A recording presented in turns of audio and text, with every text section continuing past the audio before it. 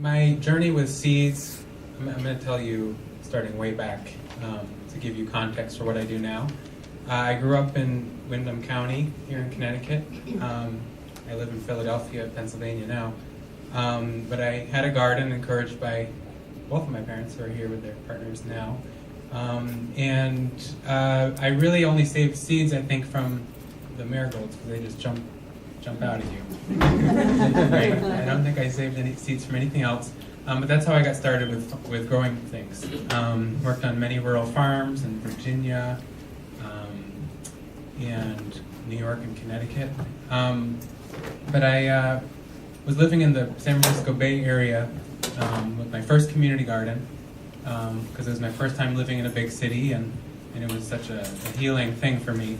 And I heard a talk in one of my college classes from a woman who was working in a prison, and she had a program called the Garden Project, and she was talking about how impactful and powerful the garden program was for people who are incarcerated, and how healing that is to be able to touch the soil and to care for a plant and to be able to eat the food that you grew.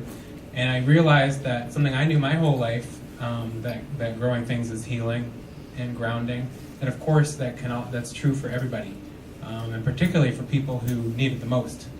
And so I started focusing on food justice work within the context of environmental justice, and that the kind of philosophy behind that is people who are most impacted by environmental problems are usually poor people and people of color.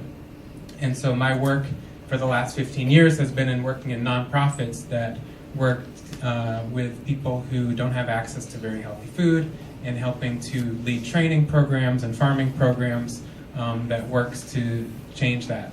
And usually, the work is led by people most impacted, and I'm there to support.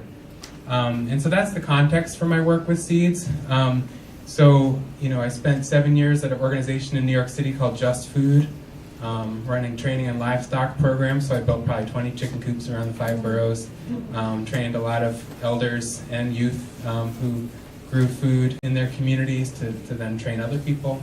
And I found myself, after I got married to somebody who hates New York City, living in Philadelphia. When I got there, I was community organizing, helping people hold on to their land. Now that so many people are moving back to cities, the prices are going up, gentrification is happening. So a lot of the community gardens that happened after white flight in the 70s and 80s are now getting turned into condos. And so I work to organize to keep that land in gardens and farms, to respect the work that's been happening for the last few decades. Meanwhile, that was a part-time job, and I got another part-time job with my mentor, William Moyes Weaver. And this is him here. I needed some more hours, some more money, so I started working with him. And who's heard of Dr. Weaver before? Okay, just people who I know. Okay. Actually, I met him through my friend Joe Rosen in the very back. So shout out to Joe Rosen. And I'm going to tell you more of his story in a moment, because I'm going to tell a couple seed stories that one of them relates to him.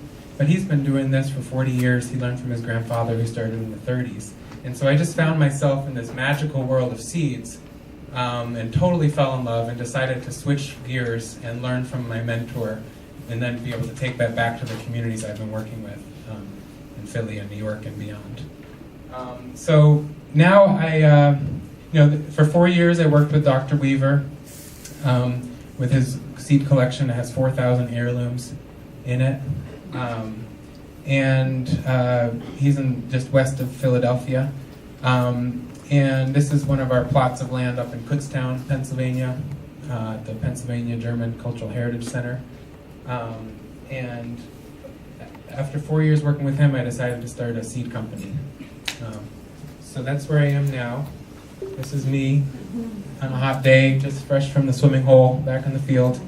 And I have a farm west of Philly, where in Newtown Square, where I grow primarily seed crops.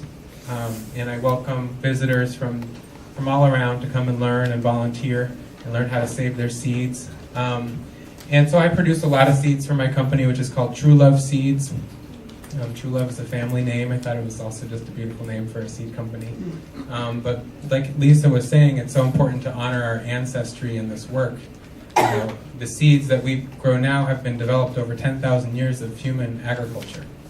And so a lot of the work that we do is honoring that. We'll get into that a little more later. But part of that came into honoring my family by naming the company True Love Seeds. And to tie this back into the food justice work, I grow a lot of the seeds, but I also work with, I don't know how to stop that. Is it okay? Does it sound okay? I also work with farmers from all around, including many urban farmers. I prioritize working with people that are doing community food justice and food sovereignty work. And so in Philadelphia, that looks like, this is my partner Chris, and he runs a farm that focuses on crops of the African diaspora. They work primarily with African American and African immigrant youth. UA is an Urban Tree Connection, and he works also with African American youth. Same with Al-Kibalan, who took Joe Rosen's place at Mill Creek Farm in West Philly. Adam Forbes works with refugees from Myanmar, who were farmers in the mountains in Myanmar. And Anna works with UA, and Lan works with Vietnamese boat people, or refugees from the American War in Vietnam. And so my work now is to mentor a lot of the urban and rural farms who I'm connected to in seed production, and try to help them deepen their seed sovereignty work through producing seeds for this catalog. So that, in the first question I ask is, what tells your story? What seed talks about your ancestors, about the place that you live in, about the community work that you do? In my work, these are just some of the growers. Here's the Vietnamese refugee garden, Resilient Roots Farm. This is Sankofa Community Farm in southwest Philly. This is the Novik Family Urban Farm in South Philly. That's mostly refugees from Myanmar. This is East New York, Brooklyn, East New York Farms. They produced a couple Caribbean varieties. They have a big population of folks from the Caribbean. This is Tobacco Road Farm up here in Lebanon, Connecticut. I worked there a couple summers, really lucky to land there through connections that my mom and her partner Mike introduced me to in 2005 and 2012. My friend Kristen Leach stores Korean crops in Oakland, California, outside of Oakland, California.